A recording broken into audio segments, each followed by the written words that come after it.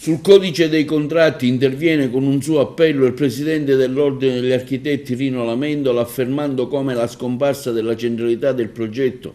nell'esecuzione delle opere pubbliche, ridimensionati i concorsi di progettazione, chiuso il mercato dei lavori pubblici alle strutture professionali medio-piccole ed eliminate le regole che premiavano il talento dei progettisti, sono questi i punti che continuano ad alimentare un forte dissenso degli architetti sul nuovo codice dei contratti, già approvato in linea provvisoria dal Governo e adesso al vaglio delle commissioni parlamentari per il parere di competenza. Gli architetti agrigentini, afferma Lamendola, sono tra i sottoscrittori di una lettera aperta inviata lo scorso 23 dicembre al Presidente del Consiglio dei Ministri da 102 ordini professionali in rappresentanza di oltre 150.000 architetti italiani, con l'obiettivo di stimolare il Governo a superare le tante criticità del nuovo codice dei contratti. Rischiamo di tornare indietro di 30 anni, afferma il Presidente dell'Ordine agrigentino Rino Lamendola, con un codice che mortifica i più importanti principi per garantire la qualità delle nostre opere pubbliche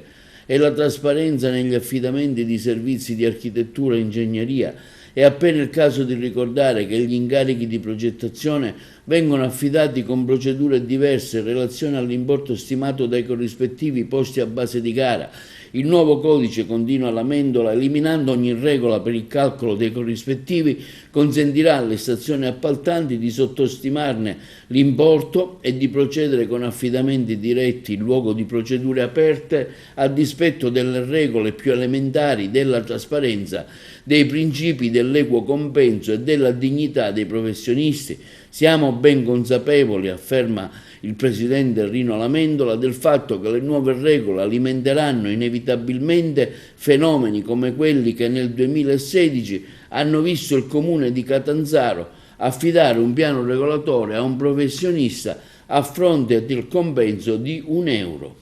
Pertanto, conclude il presidente degli architetti agrigentini, pretendiamo una forte e immediata reazione dei nostri vertici nazionali, ai quali chiediamo una maggiore incisività nelle sedi istituzionali affinché vengano superate le criticità rilevate in dirittura di arrivo. Sia approvato un codice in grado di garantire l'apertura del mercato, la trasparenza, la leale concorrenza e l'equo compenso, rilanciando contestualmente il concorso di progettazione quale strumento ideale per promuovere il talento dei professionisti, fondamentale per garantire la qualità dell'architettura e la qualità della vita nelle nostre città, conclude il presidente dell'Ordine Rino Lamendola.